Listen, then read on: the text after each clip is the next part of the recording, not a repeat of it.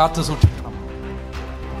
പുകവലി, വെറ്റമുറുക്ക്, മദ്യപാനം, വ്യഭിചാരം, പോർണോഗ്രഫി, ആവശ്യമില്ലാത്ത കാര്യങ്ങൾ കാണുകയും കേൾക്കുകയും ചെയ്യുന്നത്, തെറി പറയുന്നത്, ഇതിൽ നിന്നെല്ലാം ശരീരത്തെ മാന്യതയിലും വിശുദ്ധിയിലും കാത്തു സൂക്ഷിച്ചാൽ, ശ്രദ്ധിക്കണം, ഇങ്ങോട്ട് നോക്ക്, എന്നെ നോക്ക്, അങ്ങനെ വിശുദ്ധിയുള്ള ശരീരം കൊണ്ട് നിങ്ങൾ ഒരു വലിയ ഇരുമ്പ് വാതിലിൻ്റെ മുമ്പിൽ പോയി നിന്നാലും ആ ഇരുമ്പ് വാതിൽ നിങ്ങൾ കൊട്ടാതെ തന്നെ തുറക്കപ്പെടും.